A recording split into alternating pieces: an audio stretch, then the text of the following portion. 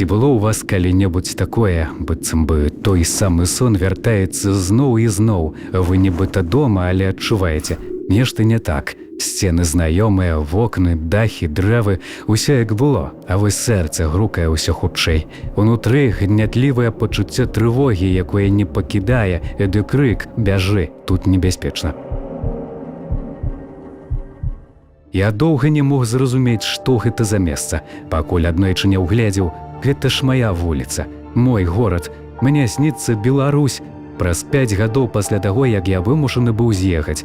Яна прыходзіць у снах, але гэта ўжо не тая краіна, якую я ведаў, не тая, у якой жыў. Людзі, як цені, маўчаць, пазіраюць у зямлю, баяцца дыхнуць не ў такт. Плошчы апусцелі, як пасля буры, і ў паветры пах і ржы, і безвыходнасці.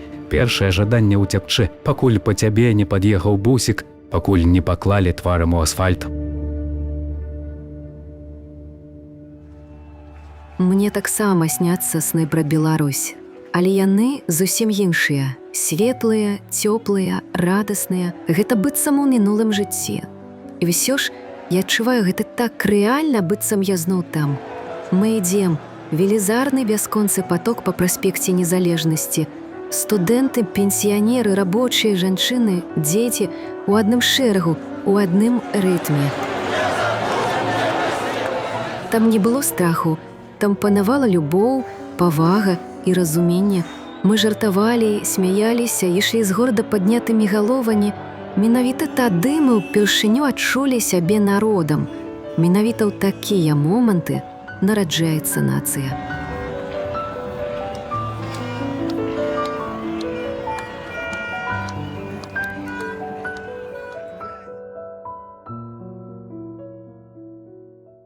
Я прачнуўся ад жахлівага крыку. Гэта быў незвычайны крык. Ён працяў мяне наскрозь і доўга яшчэ не адпускаў. Я падскочыў да вакна і ўбачыў аўтазакі, жанчыны, прыціснутыя да сцяны, страх, што павіс у паветры як дым. А як жа я хацеў ім дапамагчы, але не мог. І я ведаю, я не вінаваты, але лягчэй ад гэтага не становіцца. Нават цяпер у эміграцыі, калі чытаю навіны з дому, калі зноў адчуваю злосць, абурэнне, вяртаецца тое ж самае. Глухое, паралізуючае пачуццё бездапаможнасці. Як бы я ні стараўся, я не магу забыць тое, што назаўсёды змяніла мяне і нас усіх.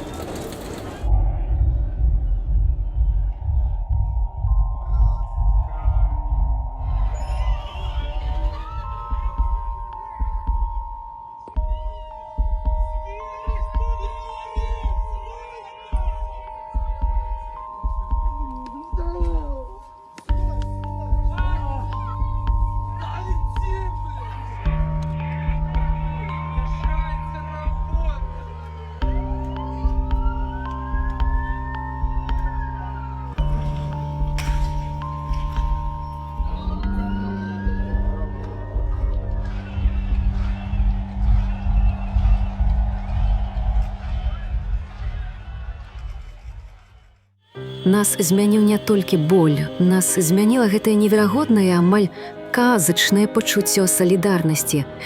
Тады, калі яшчэ ўчора мы былі чужымі, а назаўтра разам спявалі купалінку, абдымаліся, як сябры дзяцінства.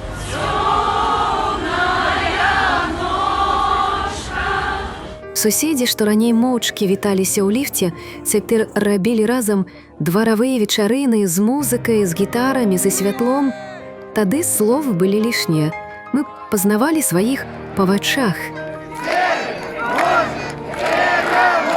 Было вельмі шмат прычынаў для гэтых пратэстаў і стомленасць людзей ад Лукашэнкі, і, канешне ж, гвалт сілавікоў, якія збівалі мірных людзей, якія стаміліся ад гэтай улады, і жаданне проста жыць у цывілізаваным рэчышчы і ісці ў дэмакратычным кірунку. І, канешне, стамленне ад ковіду, калі зразумела стала, што ўлады не змогуць дапамагаць людзям, не змогуць ніяк дзейнічаць у абароне свайго народу.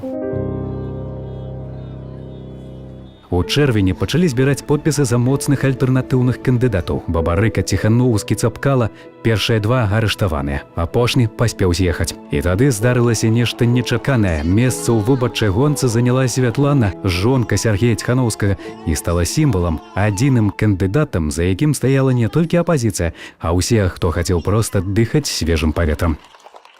Я чула, як мяняюцца беларусы, бо я мянялася разам з імі. Я думаю, што гэта пачалося з тых самых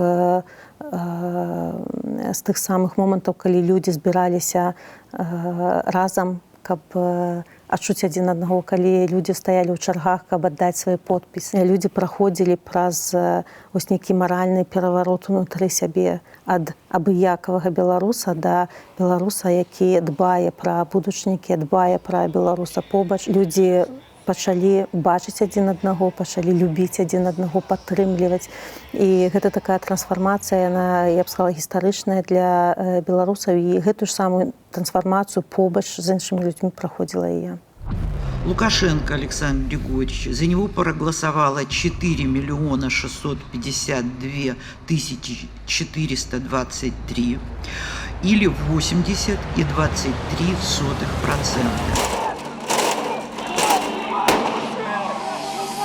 Гэта была не проста хлусня. Гэта была вульгарная, нахабная знявага. Нават тыя, хто быў далёкі ад палітыкі, адчулі, іх прынялі за дурняў. Гэта быў плявок у твар не толькі тым, хто галасаваў за Святлану. Усім. Лукашенко 705, Тихановская 1800. Лукашенко Александр Григорьевич 183. Тихановская Светлана Георгиевна 960. Нам з дзяцінства казалі, сумленнасць галоўная. А яны здрадзілі не толькі праву, яны растапталі сэнс. Я памятаю той дзень, калі я пашоў на выбарчы участак, і я, выходзячы з яго, усе паказвалі белыя хустачкі альбо там браслеты белага колеру. У меня не было, але у меня была белая кашуля. І хлопец, які сядзеў, лічыў галасы за Ціхановскую, звярнуўся да мяне. Спадар Павел, ён пазнаў мяне. Я меў манжет, белую кашулю, я яму паказаў. Ён усміхнуўся і кіўнуў галавой. Я памятаю гэты момант, калі я белую хустачку павязваў сваёй маці, якая я ее специально привез з вёскі, з дачы, каб яна пайшла прагаласаваць за Ціхановскую. Гэты дзень заўсёды застанецца ў памяці, але тая атмасфера, якая ўжо была, якая атмасфера, як кіпеў купалаўскі тэатр. Да гэтага ўсё ішло. Я разумеў, што ўжо не будзе такой Беларусі, як яна была да 2020 года. Я памятаю тых жанчын у белым, з кветкамі і стужкамі. Я была адной з іх. Выйшлі ўсе слаі насельніцтва ад звычайных невялікіх гарадоў, звычайныя людзі, працаўнікі, нават чыноўнікі. Я памятаю, колькі нам пісала, вельмі шмат людзей пісала. І гэта былі і сілавікі, якія выкідалі форму, значкі, пагоны, і чыноўнікі, і з вышэйшага кіраўніцтва, з адміністрацыі прэзідэнта, з службы бяспекі прэзідэнта, з КДБ нават пісалі людзі. Гэта быў уздым, сапраўды 97%. Была тады акцыя 97%, і гэта было сапраўды неверагодна, гэта было гістарычна, і ўсё насельніцтва было супраць Лукашэнкі. Сягі на кожным другім вакне, гудкі машын, тысячы, і нікому той шум і гоман не перашкаджалі. Флешмоб нас 97%, як маланка, адчуванне, што ўся краіна прачнулася. Ніводнай разбітай вітрыны, ніводнага рабавання. Беларусы трымалі строй не дубінкамі, а сэрцамі у адзіным такце.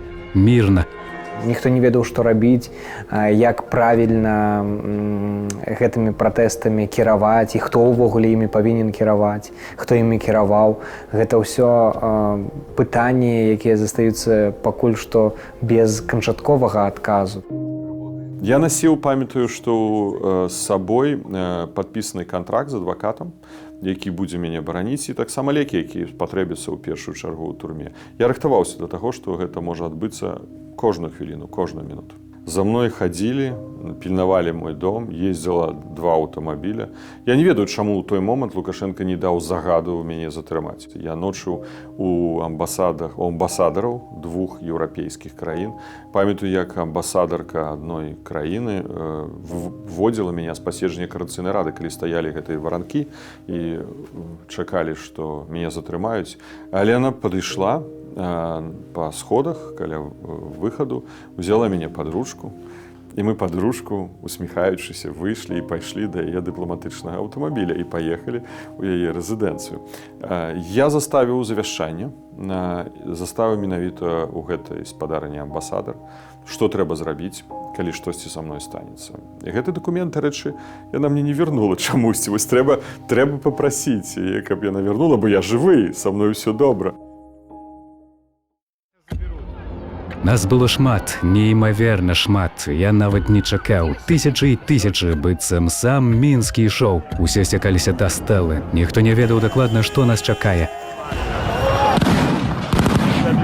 І раптам паветра яшчэ некалькі гадзінаў таму, поўнае надзеі, запахла гарэлым. Чуўся першы крык, людзі азіраліся, пачалася паніка.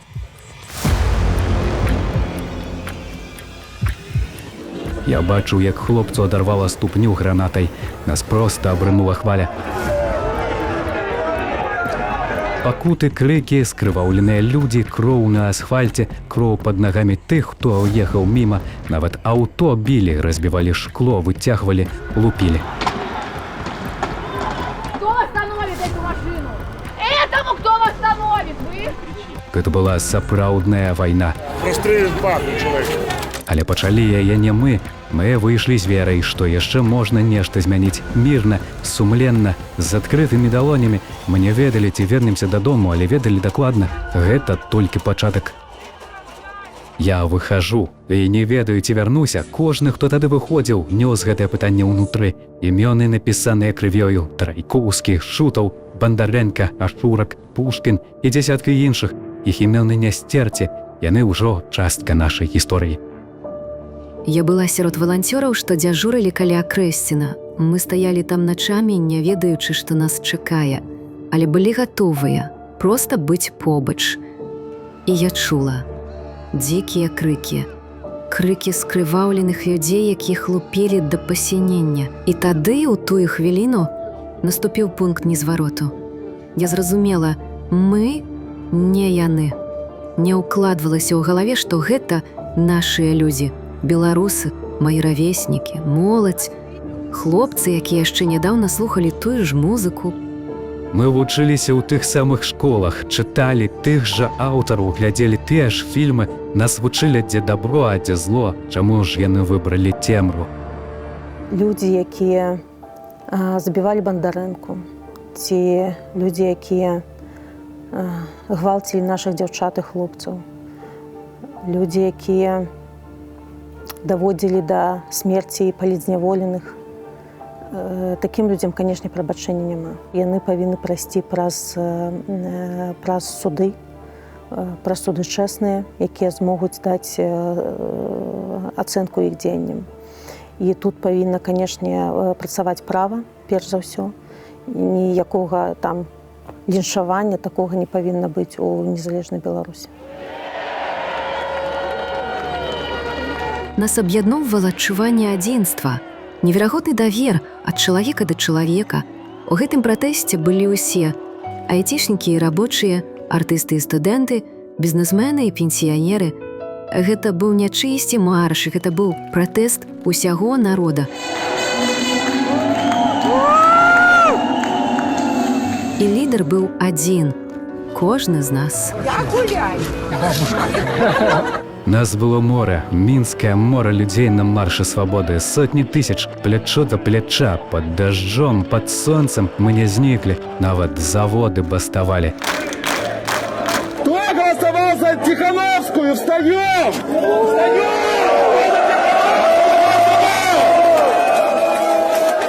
І быў адзін горад, амаль цалкам свабодны, наша любімая горадня. Над выканкамам БЧБ тэлебачанне паказвае пратэст, сцэна ў цэнтры.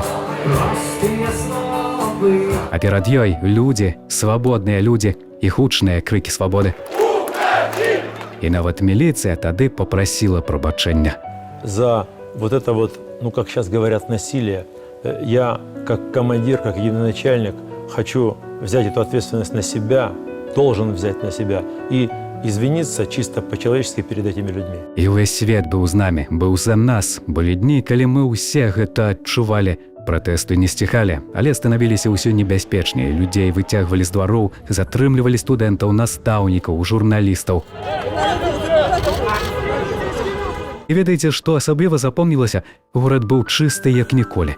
Людзі здымалі абутак, калі залазілі на лаўкі. Прыбіралі за сабой, паважалі адзін аднаго, самі рэгулявалі рух, раздавалі ваду, ежу, захоўвалі парадак лепш за любую мэрыю. Штрафы, суткі, траўмы, усё гэта пакрывалася імгненна. Данаты сыпаліся з усяго свету мільёны, людзі проста не маглі не дапамагаць. А памятаеце, як шматтысячны натоўп разыходзіўся, каб прапусціць хуткую ці пажарных? Мы пляскалі, яны паказвалі Вікторыю, і ўсе ўсміхаліся праз слёзы. У той момант мне хацелася плакаць ад усведамлення, з якімі неверагоднымі людзьмі я жыву ў адной краіне.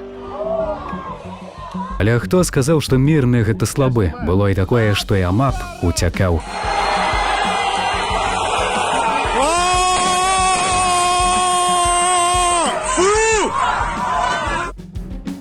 Мы дапамагалі адзін аднаму, дзяжурылі каля ізалятараў, пісалі лісты, перадавалі перадачы, хавалі адзін аднаго падчас хапуноў, жыхары дамоў адчынялі дзверы. Ідзіце хутчэй, па 10-15 чалавек у адной кватэры. Пілі гарбату, размаўлялі, знаёміліся, дзякавалі. І ўсе гаварылі адно і тое ж. Засталося трошкі, яны ж не вытрымаюць доўга, мы пераможам. Мы верылі, што можам адціснуць сінія пальцы, якія мёртва ўчапіліся за ўладу. І калі амапаўцы апусцілі шчыты, а жанчыны падышлі, ніхто не здолеў стрымаць слёзы. Тады мы верылі, тыя, каго кінулі за краты, не будуць сядзець да канца.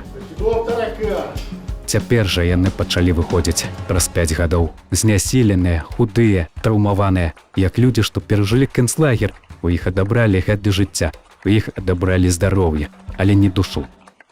Фактычна, радзіма, ну, у выглядзе цяперашняй улады, вось так даволі бесцырымонна проста выштурхнула, без усялякіх тлумачэнняў, проста вось у літаральным сэнсе з мяхом на галаве прывезлі да мяжы і, ну, карыстайцесь, калі ласка, там, калі каму трэба. Яны ж потым казалі, прапагандысты, што а нічога тут страшна няма, вы пазбавіліся ад смецця. Негалоснае правіла, што кожны, хто знаходзіцца на 10-м прафілактычным уліку, павінен прайсці праз усе гэтыя прыступкі выпрабаванняў. Гэта тычыцца і штрафныя ізалятары, і памяшкання камернага тыпу там для асобных ужо вельмі злосных элементаў. Заўсёды ў першых шэрагах калоны, нават месца для спання на нарах, яно таксама самае непрэстыжнае, яно заўсёды другі ярус, трэці, вот калі ўжо дэфіцыт месцаў. Забарона на наведванне, напрыклад, бібліятэкі, на наведванне царквы, наведванне спартыўнага гарадка, каб, ну, за гэтыя вот тэрміны максімальна чалавека пакараць. Вось тыя ж забойцы, там, гвалтаўнікі, там, педафілы, яны, ну, не маюць такіх праблем, хоць там многія з іх ўжо адпаведнага статусу, але яны вось там за свае там доўгія гады зняволення могуць ні разу не патрапіць у такія умовы абмежавальныя ці нават проста пацярпець там за тое, што ён забойца. А ўсе астатнія, нават хто словам, нават хто лайкам, хто проста некай фразай пакрыўдзіў, ён ужо становіцца, ну, горш за забойцу. Нічога такого неверагоднага ніхто не патрабаваў. Дайце проста магчымасць выбіраць чэсна і справядліва. У турме адзін дзень гэта вечнасць, і якім цяжка, калі яны выходзяць і бачаць, нас затапталі ў асфальт. Ці гэта ўсё не было дарма? Гэтае пытанне я задаю сабе ўсе гэтыя гады. Гэта не было дарма. Зерне свабоды ўжо ў зямлі, і яно ўзыдзе. Але гэта не верне скрадзеных гадоў, пакалечаных лёсаў, зламаных галасоў, Мы ўсе атрымалі калектыўную траўму, і цяпер нам з ёй жыць. У меня была ситуация, когда в колонии заехала мой волонтер, которая помогала мне в СИЗО. И вот сейчас даже вспоминать тяжело. Я стояла и плакала, потому что мне было жалко человека. Она села за помощь. То есть то, чему нас учат с детства, человека за это посадили.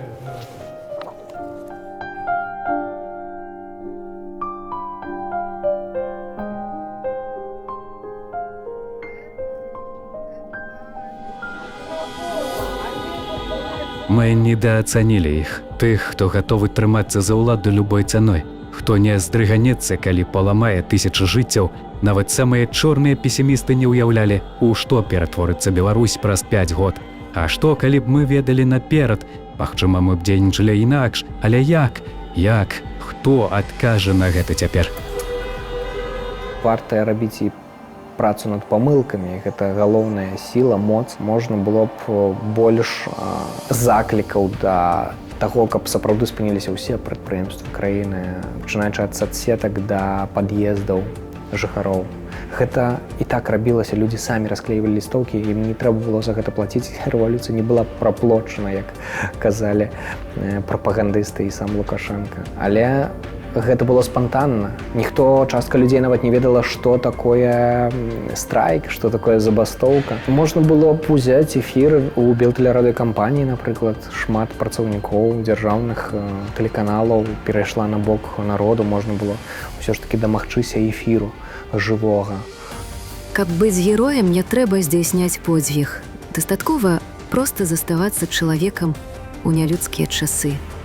Я лічу героем кожнага, хто выходзіў, данаціў, хто падтрымліваў хоць словам, хоць прысутнасцю, хто ганяў на ўсю моц. Бо гэтыя людзі ставілі на карту ўсё: кар'еру, вучобу, грошы і самае дарагое – свабоду і сям'ю. Менавіта ў такіх момантах выміраецца чалавечнасць.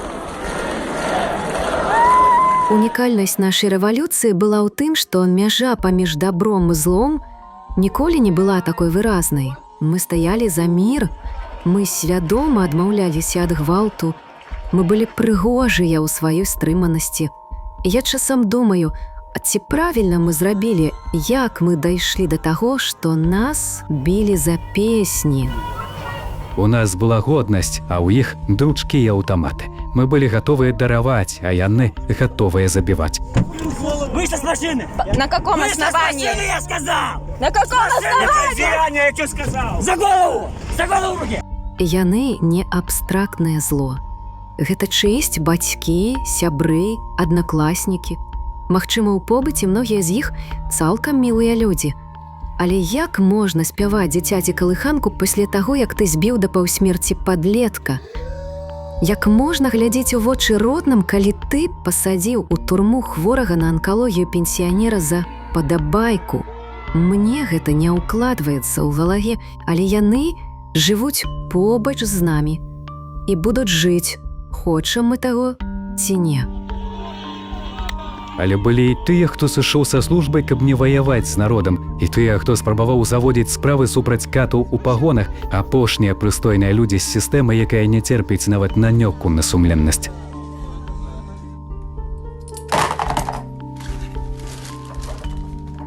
У той страшны час людзі паказалі свае сапраўдныя твары. Мы знайшлі новых сяброў, але і страцілі старых назаўсёды. Сусед Амапавец, які раніцай распавядаў анекдоты, а вечарам хадзіў збіваць людзей. Аднакласнік пракурор, які кляўся, што ён з намі, а потым пасадзіў бязвіннага на 8 гадоў. Аднакурснік з БРСМ, які іграў апазіцыянера, а як усё сціхла, пайшоў працаваць на БТ. В ходе судебного разбирательства... Давайте еще раз. Не все так просто, простите, первый раз вообще. Сегодня судом я уже Рогачевская. Я прошу прощения.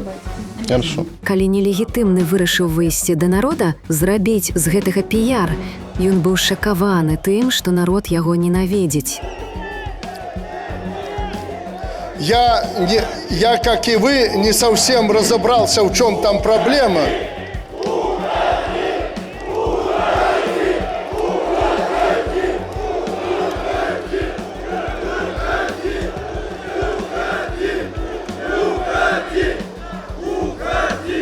Спасибо. Ён мог спакойна гаварыць толькі перад запалоханымі бюджэтнікамі і амапаўцамі, хаваўся за іх спіны з аўтаматам без ражка, калі людзі ўжо сышлі. Вы красавцы! Я ўспамінаю Беларусь як жыццё з іншага сусвета. Усё быццам у тумане, быццам свядомасць сама выціскае траўматычныя ўспаміны. Але я памятаю свой дом, памятаю родных, памятаю бесклапотныя дні, калі кожны з нас атрымліваў надзею. Мы былі шчаслівыя, вельмі шчаслівыя. Ну, мне всегда нравилось сочетание белого и красного цвета, если так сказать, Марванцев. У меня жена рыженькая, то есть это белое с красным. Я люблю помидоры со сметаной, это тоже белое с красным. Мы беглі з Беларусі ў нікуды. У нас быў толькі заплечнік і страх. Наперадзе нічога, акрамя невядомасці. Ні сваякоў, ні сяброў за мяжой. У сябе на радзіме мы па-за законам. Тут нікому не патрэбны, акрамя самых сябе. У нас няма пашпартоў, мы не можам прыехаць на могілкі да родных. І ўсё ж мы радуемся дробязям, кнізе, паштоўцы, кавалку хлеба з дому. Гэта тое, што не дае забыцца. Але тым, хто застаўся яшчэ цяжэй, гэта не адразу заўважна, але гэта як павольнае задушэнне. Мы вымушаны рабіць выгляд, быццам сталі апалітычнымі, быццам усё мінула. Гэта інстынкт выжывання і самазахавання. На першы погляд усё як раней, але гэта не так. Мы ўвесь час адчуваем трывогу. Мы больш не шэпчумся на кухнях, сцены маюць вушы. Не ведаем, каму можна давяраць, а хто напіша данос. Любая памылка – квіток у пекла на гады. Уявіце, што гэта? Жыць у пастаянным чаканні, што за табой прыйдуць, уздрыгваць ад кожнага званка ў дзверы. Падаляюцца лайкі 5гадовай даўніны. Садсеткі, як міны. Страшна знайсці сябе на здымках з пратэстаў. Мы перасталі гаварыць услых. Нас прымусілі маўчаць. Але гэта не значыць, што мы ўсё забылі і даравалі. Мы проста чакаем свайго гістарычнага часу, які абавязкова надыдзе. Мы добра памятаем, якімі моцнымі мы былі. Памятаем, як інаўгурацыя караля шчуроў праходзіла па пустых завулках пад узмоцненай аховай. Гэта быў не ўступ у пасаду. Гэта быў сімвал ганьбы дыктатара. Траўма каласальная яму была нанесеная, і ён дагэтуль не можа забыцца. Хоць кажа, што мы ўсіх перамаглі, што ўсё, змагароў больш няма, небяспекі, усе павыязджалі, але амаль у кожным сваім выступленні згадвае 20-й год і тыя пратэсты гістарычныя. Мы думалі, што гэта спрынт, а гэта марафон. Доўгі, выматваючы, універсітэты разгромленыя, медыя знішчаны, тысячы людзей у спісах тэрарыстаў і экстрэмістаў, тысячы за кратамі. Мы ўсе задаем сабе пытанне, калі гэта скончыцца? І ніхто не ведае. У Польшчы, куды выехалі многія, салідарнасць змагалася 10 гадоў і перамагла, хаця была задушаная, пераследаваная, абвешчаная злачыннай, але яны не здаваліся, і мы не здамося. My, naród. We, the people.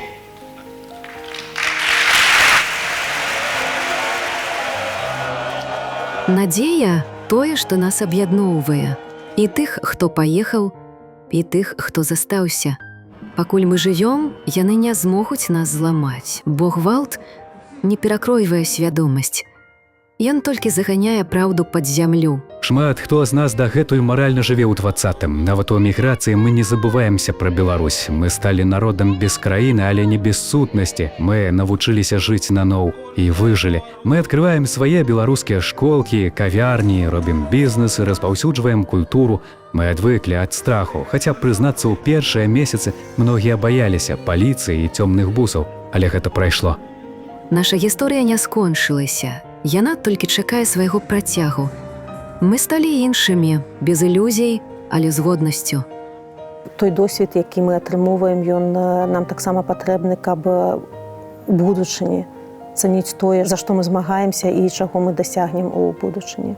І увогуле, пасля перамен жыццё людзей таксама перавярнуцца, бо гэта будзе такое новае жыццё, калі людзі змогуць дыхаць свабодна і адчуваць, што такое дэмакратыя, што краіна іх абараняе, а не рэпрэсуе, то гэта такое пачуццё, якое не хочацца потым аддаваць нікому. Тыя, хто хоць раз выбраўся з клеткі, ніколі не захочуць у яе вяртацца. Мы прайшлі праз боль, які мусіць зрабіць нас мацнейшымі. Мы не проста сеткі. Мы ўдзельнікі гістарычнага змагання. Мы памятаем нашых герояў. Мы памятаем нашых катаў. І памяць пра гэта будзе жыць, нягледзячы на ўсе намаганні зрабіць выгляд, што нічога не было. Замазаныя твары, выдаленыя фота, страх перад мяжой – гэта не забыццё. Гэта адкладзеная праўда. Напэўна, вы хочаце спытаць, хто мы? Мы – кожны з вас. Мы – тыя, хто сядзеў, хто ўцякаў, хто пісаў, хто маўчаў, але разумеў. Мы – рабочыя і навукоўцы, журналісты і мастакі, айцішнікі і студэнты. Мы розныя, але ў нас адзіны досвед і адзіная краіна. Краіна, якую мы не згубілі. Краіна, якую мы абавязкова вернем, у якую мы ўсе абавязкова вернемся. А на выпаленым полі прарастуць кветкі.